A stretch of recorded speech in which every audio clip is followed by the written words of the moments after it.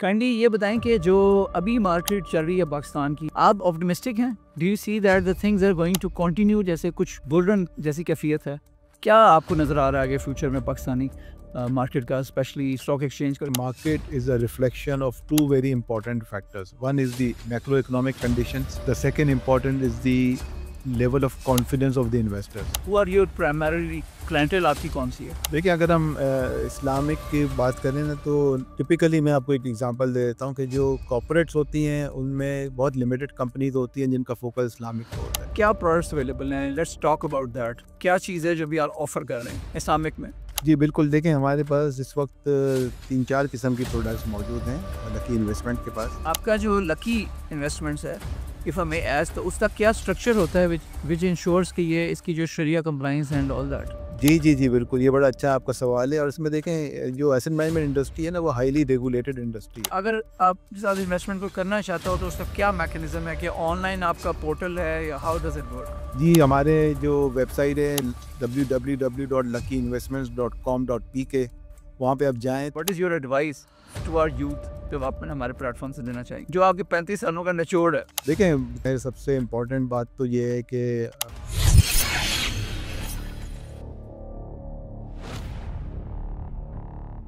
अस्सलाम वालेकुम, अली शाह हेयर।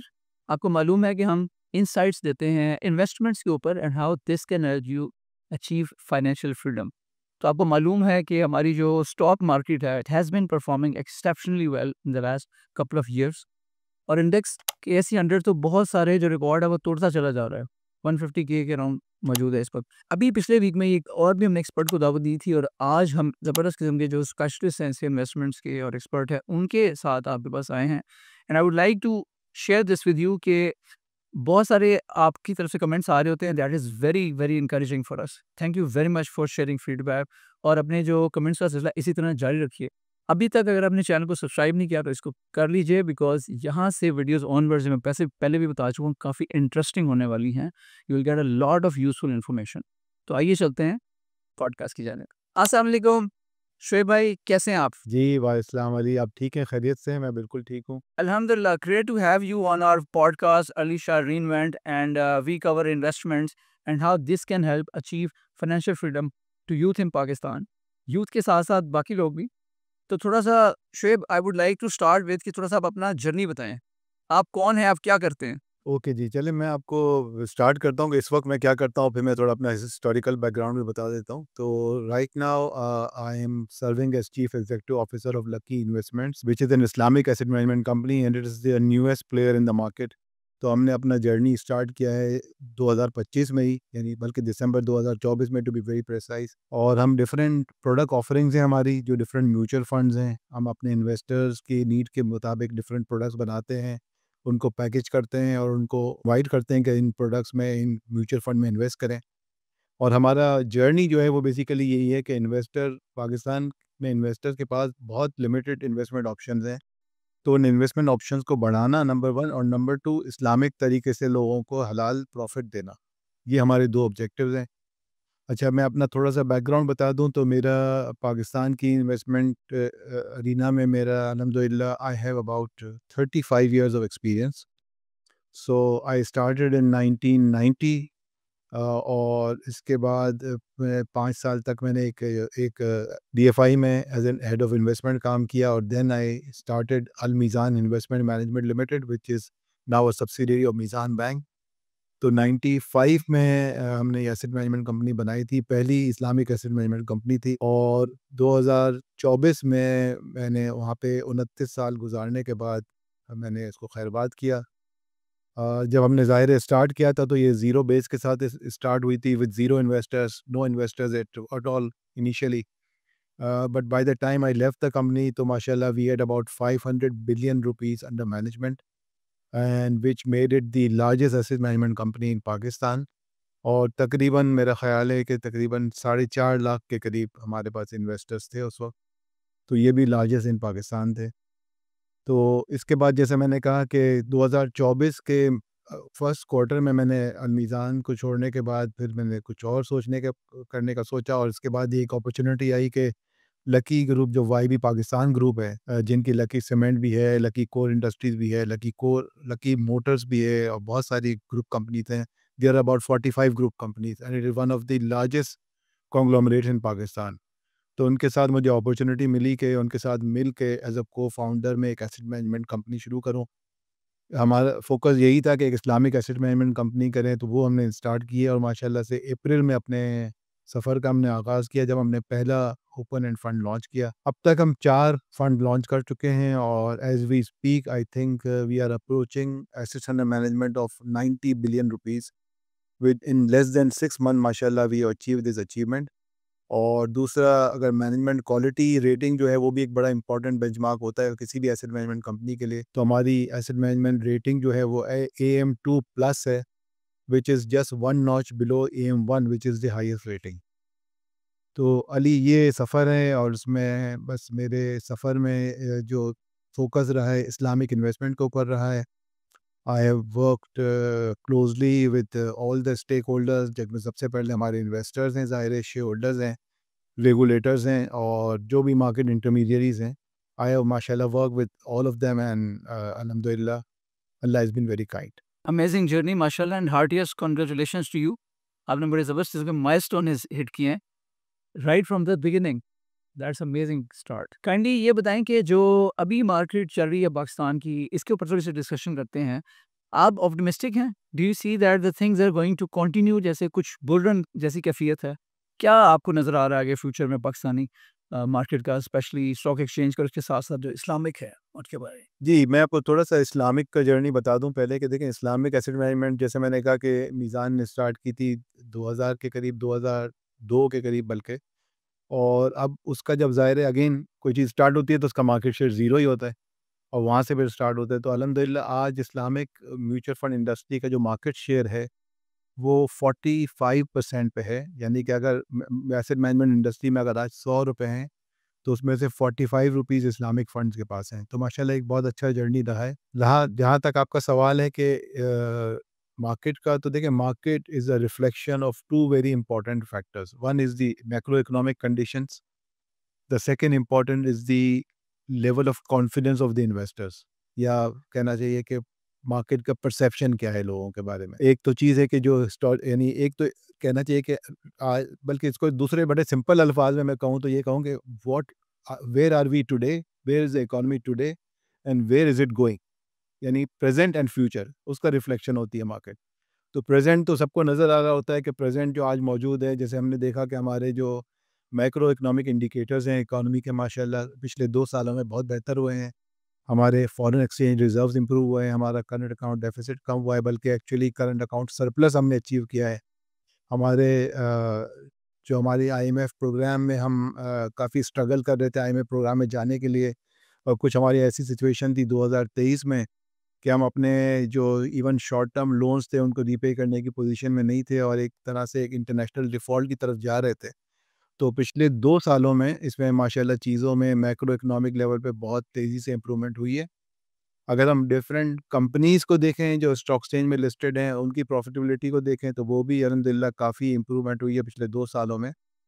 और जो बात आती है अब आगे की, ज़ाहिर है कि as I said market is a reflection of the present status of the economy and the future expectations about the economy. तो हमने देखा है कि हमारा इन्फ्लेशन रेट 38% तक चला गया था, हमारा पॉलिसी रेट 22% तक चला गया था। अब माशाल्लाह से हमारा इन्फ्लेशन जो है 4-5% तक आ गया है और जो लॉन्ग टर्म टारगेट है जो नज़र आ रहा है कि हमारा 5 से 7% के दरमियान इन्फ्लेशन रहेगा। और जो इंटरेस्ट रेट के हवाले से इस वक्त जो हमारा पॉलिसी रेट है वो 22% से कम होकर 11% पे आ गया है, और अभी भी आगे एक्सपेक्टेशन है कि चूँकि हमारा इन्फ्लेशन कम रहेगा तो हमारे पास गुंजाइश है इस पॉलिसी रेट को शायद सिंगल डिजिट में ले जाने की। और अगर सिंगल डिजिट ना भी हो तो कम से कम 10% तक की तो काफ़ी स्ट्रॉन्ग मैं समझता हूँ कि गुंजाइश नज़र आती है। तो इन चीज़ों को देखते हुए I think I am positive on the market. एक चीज़ जो जो लोग इस बात को देखते हैं तो इंडेक्स को देखते हैं। इंडेक्स को देखने में एक थोड़ा मसला होता है कि index is a total return index. यानी अगर मैं आपको एक सिंपल सी मिसाल दूँ कि एक कंपनी है वो इंडेक्स में है, उसका शेयर प्राइस ₹100 था और 1 मिनट के लिए अज़्यूम कर लें कि इंडेक्स भी 100 पे लेवल पे ही था। उसका उस इस इंडेक्स में एक ही कंपनी थी, 1 मिनट के लिए सिंपल एग्ज़ाम्पल लेते हैं कि इंडेक्स बनाया गया 100 की लेवल पे स्टार्ट किया गया और एक कंपनी थी उसका प्राइस भी 100 रुपये था। ये इसका इंडेक्स भी आज 100 रुपये है 100 के लेवल पे है और उसका स्टॉक प्राइस भी 100 रुपये पे है।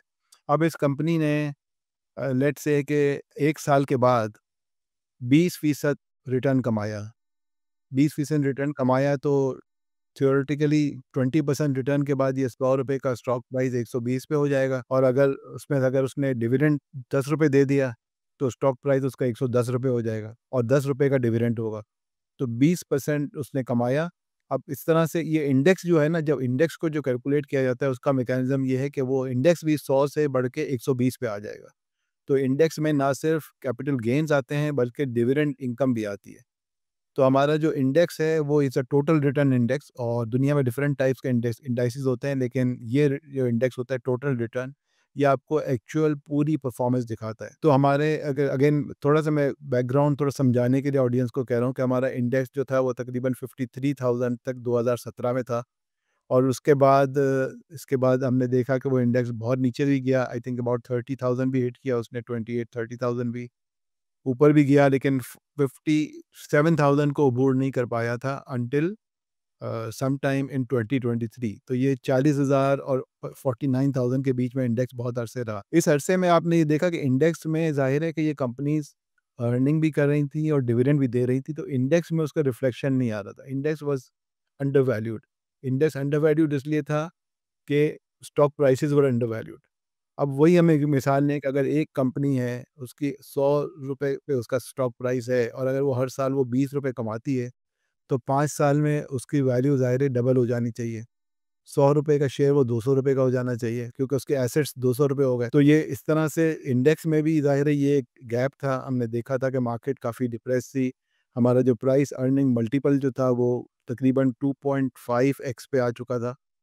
अब माशाल्लाह से अब दोबारा से हम तकरीबन 8 के प्राइस अर्निंग मल्टीपल पे पहुंच चुके हैं और हमारी अगर लॉन्ग टर्म एवरेज देखी जाए पाकिस्तान की मार्केट की, तो 8 टू 9 है। अब हम ये सोचेंगे कि 2.5 सही थी या 8 टू 9 सही है, तो ना वो सही है ना ये सही है। इसका कोई पैमाना इस तरह का नहीं है। पैमाना इसका सिर्फ ये होता है कि आप ये देखेंगे कि इंटरनेशनली मार्केट्स किस लेवल पर ट्रेड करती हैं।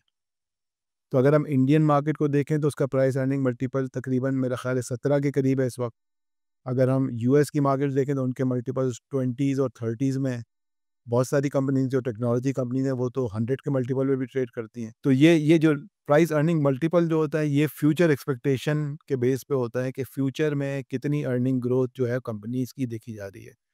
अच्छा, हमारे मुल्क में प्राइस अर्निंग मल्टीपल कम होने की भी एक वजह है कि हमारी जो ज़ाहिर है कि हमारी जीडीपी ग्रोथ है वो एक बहुत लो लेवल पे है। अगर हम जीडीपी ग्रोथ को देखें तो पिछले 2-3 सालों में हमारी जीडीपी 2-2.5% से ज़्यादा ग्रो नहीं कर पा रही। एवरेज भी मेरा ख़्याल है हमारी 3% से ज़्यादा नहीं होगी अगर हम पिछले 5-10 साल की देखेंगे।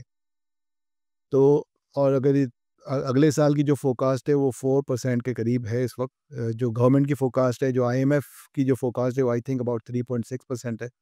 तो अगर 3 साढ़े 3% से इकॉनमी ग्रो कर रही है, तो ज़ाहिर है कि अगर इकॉनमी में सारी कंपनीज़ आ गई, इकॉनमी में सारे बिज़नेसेस आ जाते हैं, तो ज़ाहिर है कि आपकी जो प्राइस अर्निंग मल्टीपल जो है वो भी इस वजह से डिप्रेस रहेगा कि आपकी अर्निंग ग्रोथ कम है। जब हम 3% के रियल जीडीपी ग्रोथ की बात करते हैं और अगर आपके यहाँ इन्फ्लेशन 7% है, तो नॉमिनल ग्रोथ 10% बनता है। तो this is a parameter of the price earning multiple. और जैसा मैंने कहा कि ओवरऑल इस वक्त देखा जाए इकॉनमी का, तो the present is looking bet good और फ्यूचर की एक्सपेक्टेशंस भी पॉजिटिव हैं। हमने देखा है कि ना सिर्फ हमारे आगे की प्रोजेक्शंस अच्छी हैं इकॉनमी के लिहाज से, बल्कि जो बिजनेस कॉन्फिड जो लोग कंज्यूमर कॉन्फिडेंस है, प्रोड्यूसर्स कॉन्फिडेंस के जो इंडेक्स आते हैं, वहाँ भी हमने देखा है कि पॉजिटिव अपटिक उसमें नज़र आ रहा है। So I hope I have answered your question.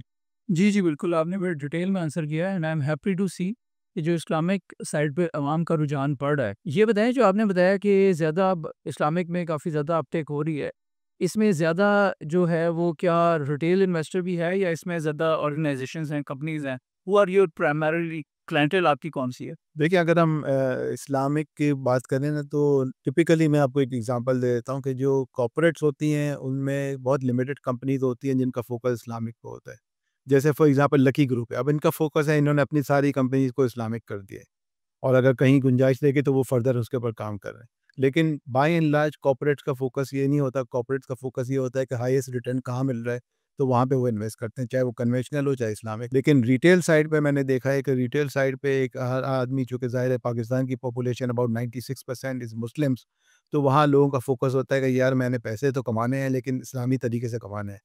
जायज़ तरीके से कमाने हैं, नाजायज़ तरीके से नहीं कमाने। तो इस वजह से रिटेल के इंटरेस्ट बहुत ज़्यादा आता है और यही जो सक्सेस स्टोरी रही है इस्लामिक बैंकिंग की या इस्लामिक एसेट मैनेजमेंट की, वही सक्सेस स्टोरी रही है कि चूँकि अवाम को, अवाम अन्नास को बेसिकली जो है ना वो इस्लामिक प्रोडक्ट्स चाहिए, तो उसमें बहुत ज़्यादा अपटेक है। इसकी ग्रोथ और ज़्यादा बढ़ सकती है और तेज़ी से हो सकती है। इसका जो लिमिटिंग फैक्टर जो है ना वो अवेलेबिलिटी ऑफ एसेट्स है। क्योंकि इस्लामिक एसेट्स कम अवेलेबल हैं, तो ज़ाहिर है कि हम चाहे जितनी भी मार्केटिंग कर लें, लेकिन चूँकि हमें एसेट्स ही नहीं मिलते, तो हमारे पास ग्रोथ एक लिमिटिंग फैक्टर हो जाता है for Islamic asset management and for Islamic institute. तो लेकिन मैं अभी पॉजिटिव हूँ कि जैसे आगे का जो रोड मैप भी गवर्नमेंट ने दिया है कि 2027 तक पाकिस्तान के पूरे फाइनेंशियल सिस्टम को इस्लामिक पे ले जाना है। सो आई डोंट नो कि अचीव होगा कि नहीं होगा, अल्लाह करे अचीव हो जाए, लेकिन बहरहाल जो हमारा डायरेक्शन है वो पॉजिटिव है, डायरेक्ट और हम पॉजिटिव डायरेक्शन में जा रहे हैं। और आज इस्लामिक एसेट मैनेजमेंट 45% है। इस वक्त तकरीबन 3 एसेट मैनेजमेंट कंपनीज़ जो हैं वो इस्लामिक थी। लकी इन्वेस्टमेंट्स के आने से पहले अब माशाल्लाह से 4 हो गई हैं। तो जिस तरह से ये asset management companies Islamic side पे बढ़ रही हैं, तो उनका मार्केट शेयर भी बढ़ता चला जा रहा है। Very important. इसमें जो आपने बताया ना, इसमें आई कैन सी के सामे का ट्रेंड काफ़ी बढ़ता चला जा रहा है। मैंने 1 साल पहले एक वीडियो हिलाल इन्वेस्ट के हवाले से बनाई थी, जो कि एक अच्छे दोस्त हैं फ़राज़ बंदूकदा और ज़हीरुद्दीन खालिद, वो उनका वेंचर है। और वो मेरी पहली वीडियो थी जो मैंने इस्लामिक के बारे में फ़राज़ ने किया, तो आई हैड सीन के बहुत ज़्यादा जो सब्सक्राइबर्स या फॉलोअर्स एंड ट्रस्ट उस पे आया था, and we got a lot of amazing response on that. अभी आपने बात की ना कि जो प्रोडक्ट्स हैं या एसेट्स हैं वो कम अवेलेबल हैं। तो क्या एसेट्स अवेलेबल हैं और क्या प्रोडक्ट्स अवेलेबल हैं? Let's talk about that. क्या चीज़ है जो अभी आप ऑफ़र कर रहे हैं इस्लामिक में? जी, बिल्कुल, देखिए हमारे पास इस वक्त 3-4 किस्म की प्रोडक्ट्स मौजूद हैं, हालाँकि इन्वेस्टमेंट के पास। और मैं पहले आपको इन प्रोडक्ट के बारे में थोड़ा-सा बताता हूँ और फिर मैं आपको इसके बाद में एक ग्राफ, एक चार्ट भी आपको दिखाऊँगा, जिसमें मैं चाहूँगा कि आपको बताऊँगा कि पाकिस्तान में जो आपने पूछा था कि आगे की क्या आउटलुक है या स्टॉक मार्केट के ऊपर क्या व्यू है, तो मैं थोड़ा उसके ऊपर ही बात करूँ। इस वक्त हमारे पास आम तौर पे जो ज़ाहिर है कि हम अपनी नई प्रोडक्ट्स ला रहे हैं और हम इन इन द पाइपलाइन बहुत सारी और भी प्रोडक्ट्स हैं, लेकिन इस वक्त हम 4 फंड लॉन्च कर चुके हैं और ये 4 डिफरेंट इन्वेस्टमेंट ऑब्जेक्टिव्स के साथ है, 4 डिफरेंट टाइप्स ऑफ कस्टमर्स के लिए है।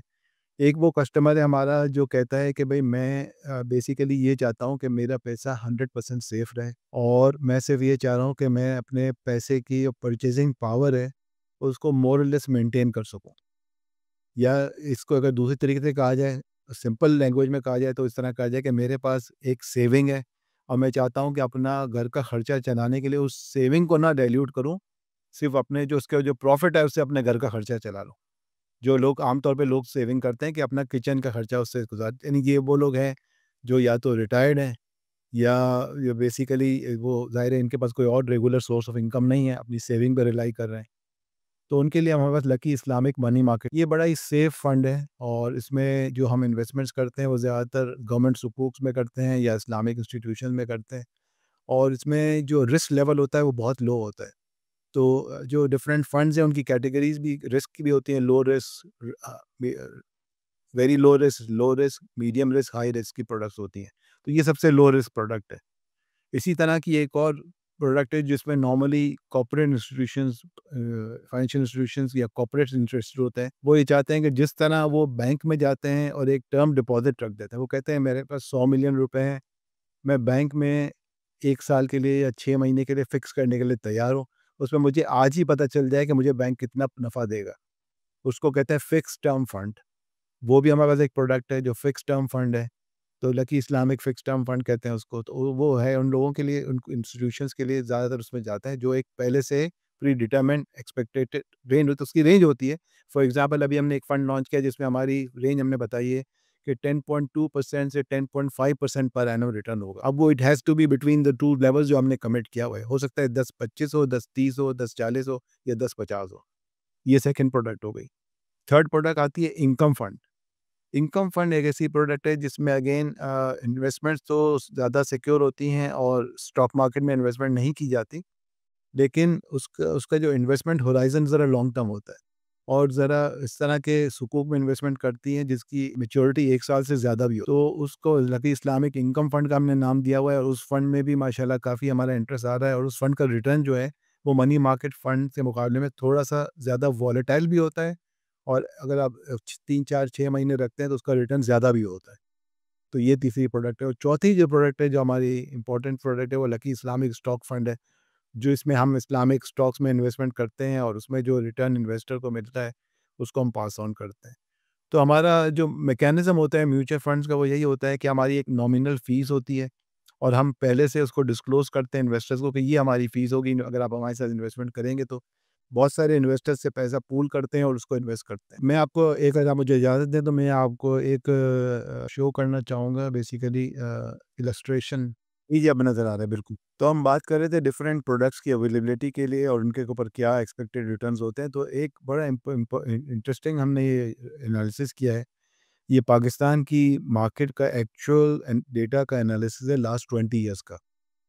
क्योंकि एक चीज़ जो आदमी को ज़हन में रखनी चाहिए कि जब वो सेविंग करता है तो कुछ सेविंग तो उसकी होती है शॉर्ट टर्म के लिए और कुछ सेविंग होती है लॉन्ग टर्म के लिए। अगर उसने अपना घर बनाना है, अपने बच्चों की शादी करनी है, बच्चों की एजुकेशन के लिए, यूनिवर्सिटी के लिए फ़ीस जमा करनी है, तो ये सारे इन्वेस्टमेंट ऑब्जेक्टिव्स 15 से 20 साल के होते हैं कि 15 से 20 साल तक मुझे पैसे जमा करने हैं और उसके ऊपर उस पैसे को जमा करके अपने जो इन्वेस्टमेंट ऑब्जेक्टिव है उसको अचीव करना है।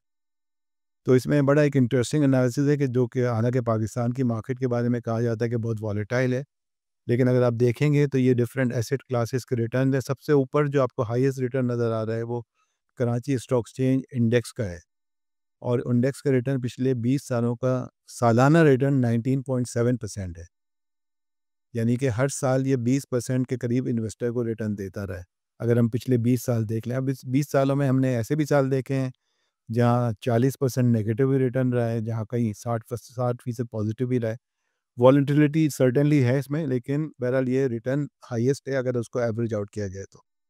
इसके बाद जो सेकंड जो एसेट क्लास है जिसने सबसे अच्छा रिटर्न दिया है पिछले 20 सालों में वो गोल्ड है, जिसने आपको तकरीबन 18% का रिटर्न दिया है।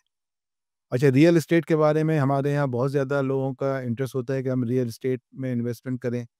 तो इंटरेस्टिंगली ये देखा जाए तो इसका रिटर्न तकरीबन 12% सालाना रहा है और जो 10 ईयर पीआईबी है ये बेसिकली इक्विवेलेंट टू हमारे जैसे मैंने बताया लकी इस्लामिक इनकम फंड है। उसका कह सकते हैं इक्विवेलेंट है क्योंकि इसमें लॉन्ग टर्म इंस्ट्रूमेंट सेव सुकूक के पार्क किए जाते हैं या बाई किए जाते हैं। उसका रिटर्न 11% है और जो टी बिल वाला जो है 12 month T bill it is equivalent to Lucky Islamic money market fund. वहाँ तकरीबन 20 साल का एवरेज रिटर्न 10.7% है। जो सबसे हैरतअंगेज़ बात लोगों को लगेगी इसमें कि जो हम अगर एक लोग कहते हैं कि हमारी करेंसी बड़ी स्टेबल नहीं है और बहुत नुकसान करते हैं डिवैल्यूएशन की वजह से, तो यूएस डॉलर में जिसने पैसे रखे पिछले 20 साल में तो उसने सालाना 7% की कमाई की है। तो ये लोएस्ट है रिटर्न है इसमें और हाईएस्ट रिटर्न जो contrary to the people's understanding जो है वो स्टॉक मार्केट में है। तो ज़ाहिर है कि हमारी इकॉनमी बहुत बड़ी इकॉनमी है, 240 मिलियन लोग हैं और हमारे पास जो भी देखा जाए इंडस्ट्रियलाइजेशन की कमी है अभी। ज़ाहिर है नए बिज़नेसेस नई अपॉर्चुनिटीज़ आती हैं और लोग उसमें इन्वेस्ट करते हैं। जो नई इंडस्ट्रीज़ लगती हैं तो इनका रिटर्न जो है ना वो ज़ाहिर है it's a high risk high return product, लेकिन बहरहाल सबसे हाईएस्ट रिटर्न जो है इन्वेस्टर्स को पिछले 20 सालों में स्टॉक मार्केट ने ही दिया। तो ये मैं थोड़ा मैसेज कम्युनिकेट करना चाहता था कि अगर आप अपने 15-20 साल के लिए कोई सेविंग करना चाह रहे हैं तो फिर बेस्ट व्हीकल ये है कि स्टॉक मार्केट में इन्वेस्टमेंट करें। लेकिन अगेन ये जो कि रिस्की बिज़नेस है, जब आप कोई दवाई खरीदते हैं फार्मेसी से जाके तो कुछ बीमारी खुदा ना खास्ता होती है, तो ये नहीं कहते कि फार्मेसी पे जाके दवाई उससे फार्मेसी से पूछ लें कि मैं ये दवाई खा लूँ और रिस्क नहीं लेते उसका आप। आप जाते हैं डॉक्टर के पास, उससे चेकअप करवाते हैं, वो सारे आपके टेस्ट लिख के देता है, आप टेस्ट करवाते हैं, फिर उसको आप उसके बाद वो आपको प्रिस्क्रिप्शन देता है, फिर आप जाके दवाई खरीदते हैं। तो इन्वेस्टमेंट के लिए भी एक अच्छा इन्वेस्टमेंट एडवाइज़र या फंड मैनेजर होना बहुत ज़रूरी है। आप एसेट मैनेजमेंट कंपनी से राब्ता करें और उनके पास जाएँ, उनसे अपनी इन्वेस्टमेंट ऑब्जेक्टिव को बताएँ, अपना रिस्क टॉलरेंस बताएँ और उसके बेसिस पे जो आपके लिए बेस्ट प्रोडक्ट है वो आपको गाइड करेंगे, फिर आप इन्वेस्टमेंट करें। फिर बेशक आप उस फंड मैनेजर के पास करें या किसी और के पास करें, लेकिन आइडेंटिफ़ाई ज़रूर करें कि कौन-सी टाइप ऑफ फंड आपके लिए बेस्ट है। Thank you very much, that was quite useful. So ये आपने बड़ी अच्छी इन्फॉर्मेशन दी है दैट क्लियरली शोज़ कि जो रिटर्न है स्टॉक मार्केट के वो हायर हैं। लेकिन अनफॉर्चुनेटली जो पाकिस्तानी अवाम है उसका रुझान गोल्ड की तरफ, रियल एस्टेट की तरफ ज़्यादा है। लेकिन अभी देखने में आ रहा है कि 4 लाख से ज़्यादा अभी हुए हैं, जो हमारे स्टॉक के अकाउंट्स हैं, जो मॉडिटी। इसमें क्या ये जो इस्लामिक वाले शामिल हैं? या इस्लामिक ही सेपरेट है? नहीं, इसमें शामिल हैं, सारे शामिल हैं, लेकिन इसमें 2 तरह के अकाउंट्स हैं। एक तो स्टॉक मार्केट में डायरेक्ट इन्वेस्टर्स के अकाउंट्स हैं, जो 4,10,000 के करीब इस वक़्त हैं, और दूसरे अकाउंट जो हैं, वो म्यूचुअल फंड के पास अकाउंट खुलते हैं, वो एक सेपरेट अकाउंट्स हैं। तो वो तकरीबन मेरा अंदाज़ा है रफ़ली 10 लाख के करीब है इस वक़्त। तो इसमें ये एक अच्छी खुशाइन बात है कि बहुत ज़्यादातर लोग चूँकि वो स्टॉक मार्केट को नहीं समझते हैं, इस बात को उन्होंने रियलाइज़ किया है कि डायरेक्ट स्टॉक मार्केट में जाएँगे तो कहीं खतरा है। वही बात है कि डायरेक्ट फार्मेसी पे जाएँगे और उससे फार्मेसी के मैनेजर से पूछ लेंगे कि कौन-सी दवाई खाऊँ, तो वो नुकसानदेह भी हो सकती है। तो बेहतर ये है कि डॉक्टर के पास जाया जाए, म्यूचुअल फंड मैनेजर के पास जाया जाए, और म्यूचुअल फंड जो एक्सपर्ट्स हैं उनसे पूछा जाए कि हमें कौन-सी दवाई खरीदनी है या कौन-सा प्रोडक्ट खरीदनी है। तो ये रुझान पाकिस्तान में शुरू हो गया है और तकरीबन 10 लाख से ज़्यादा है। अगेन 10 लाख भी बहुत कम है। अगर आप देखें तो इंडिया में तकरीबन 40% of the population invest in mutual fund. हमारे यहाँ 1 मिलियन हम बता रहे हैं, 1 million is 2.5% of our population. तो अब बहुत ज़्यादा गैप है और बहुत ज़्यादा इसमें अवेयरनेस क्रिएट करने की ज़रूरत है।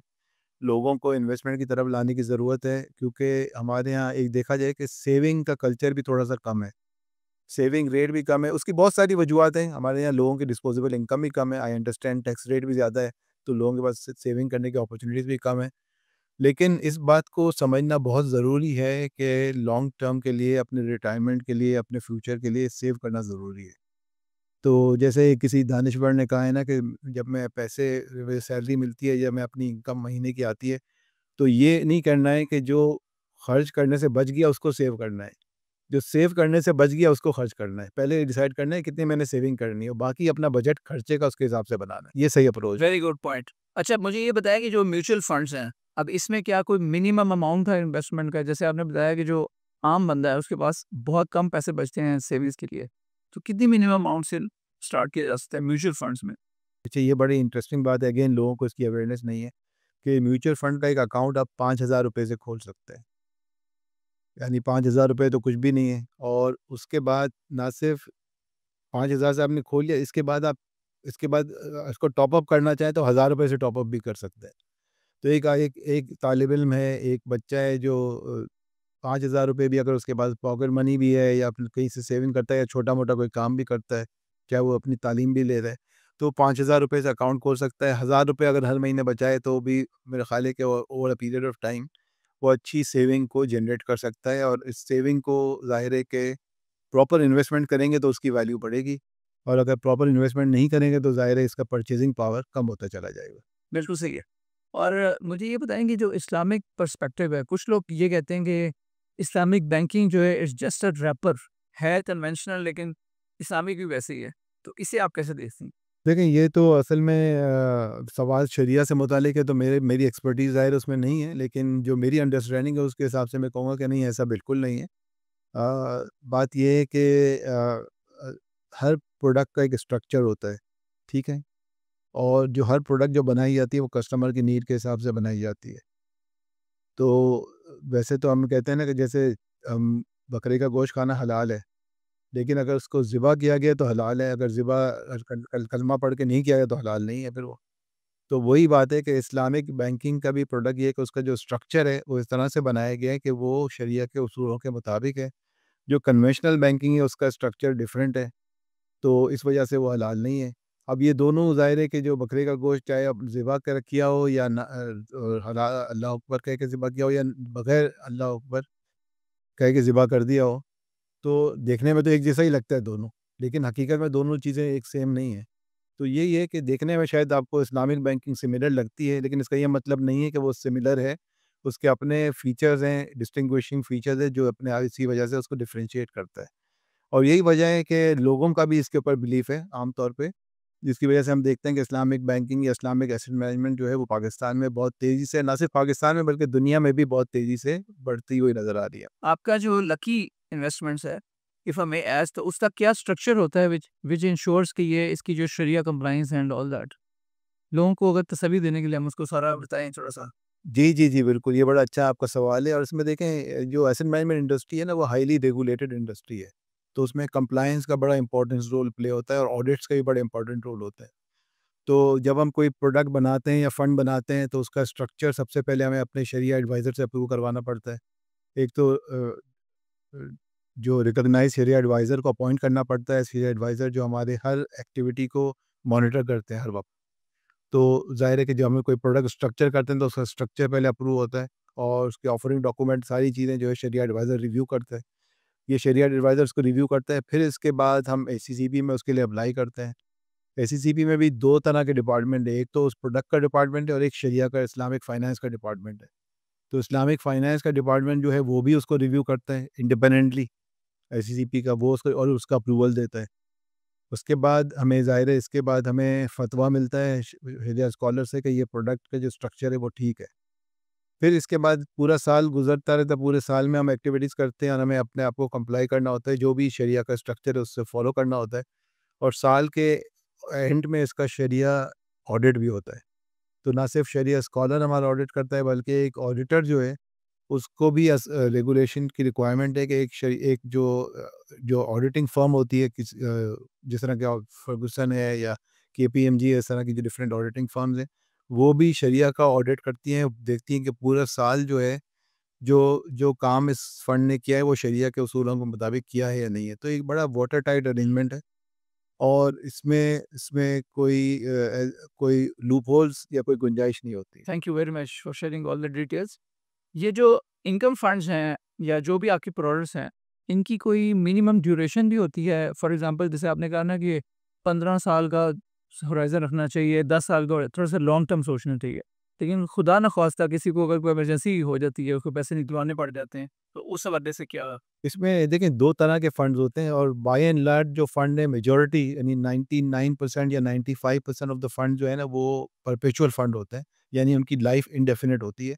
लेकिन इन्वेस्टर के लिए ये फ्लेक्सिबिलिटी होती है कि वो जब भी चाहें वो पैसे इन्वेस्ट करें, जब भी चाहें पैसा निकालें। यानी जिस दिन आपका फाइनेंशियल सेक्टर काम कर रहा है, बैंकिंग सेक्टर काम कर रहा है, तो आप उस दिन इन्वेस्ट भी कर सकते हैं और अपने पैसे निकाल भी सकते हैं। जब आप पैसे इन्वेस्ट करते हैं तो वो इधर सेम डे या नेक्स्ट डे आपके पैसे इन्वेस्ट हो जाते हैं और जब आप पैसे निकालते हैं तो नॉर्मली 2 दिन में जो फंड मैनेजर है वो अपनी इन्वेस्टमेंट को लिक्विडेट करता है और 2 दिन में आपको पैसे दे देता है। तो अगर आज जुम्मे का दिन है, आज अगर आप रिडेम्पशन देंगे तो आपको मोस्ट लाइकली अ, मंगल के दिन यानी जिस is the second working day पैसे मिल जाएँगे।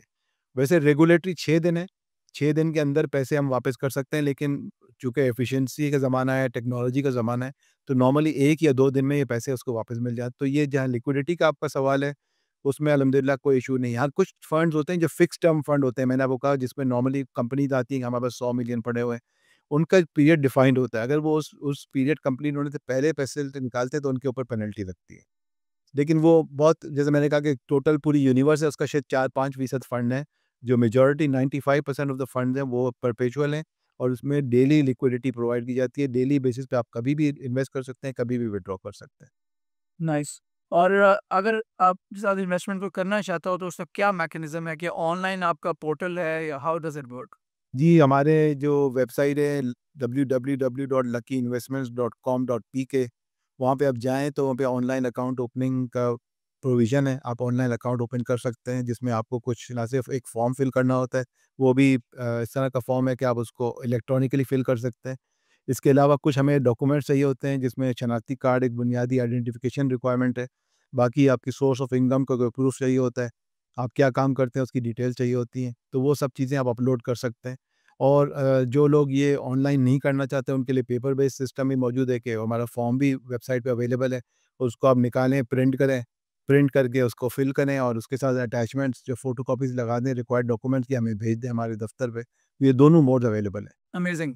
लास्टली अब हमारे पास 2 मिनट्स हैं, तो I give the mic to you. अब आप मुझे बताएँ कि 35 साल माशाल्लाह आपके हो गए एक्सपीरियंस तजुर्बा और इस्लामिक बैंक में आपकी ज़बरदस्त एक्सपर्टीज़ है। हमारे नौजवानों के लिए आप क्या रिकमेंड करते हैं? What is your advice to our youth जो आप हमारे प्लेटफ़ॉर्म से देना चाहेंगे? जो आपके 35 सालों का निचोड़ है। देखें, जी एडवाइस तो या रिकमेंडेशन या सजेशन तो बहुत सारे दिए जा सकते हैं। ज़ाहिर सबसे इम्पोर्टेंट बात तो ये है कि one has to be honest और अपने जो भी काम करे वो पूरी दयानतदारी के साथ काम करें।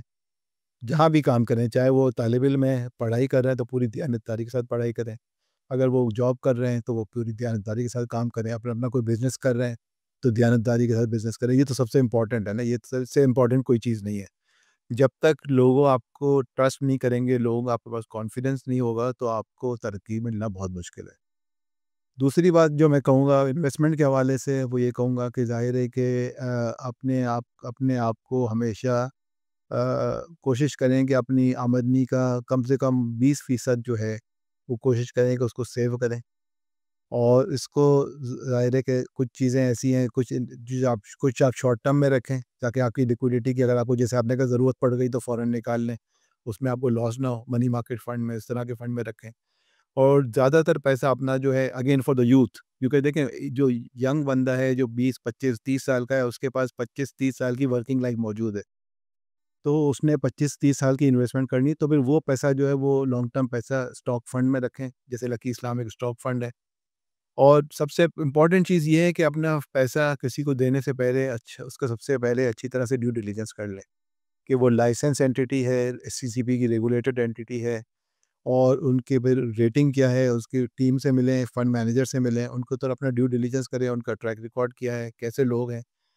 क्योंकि ज़ाहिर है कि एक ये सबसे मुश्किल काम है, मैंने देखा है कि अपने पिछले 25-30 साल, 35 साल के एक्सपीरियंस में, कि अपना पैसा किसी और को मैनेज करने के लिए देना आसान नहीं है, जब तक आपका उसके ऊपर कॉन्फिडेंस और ट्रस्ट ना हो।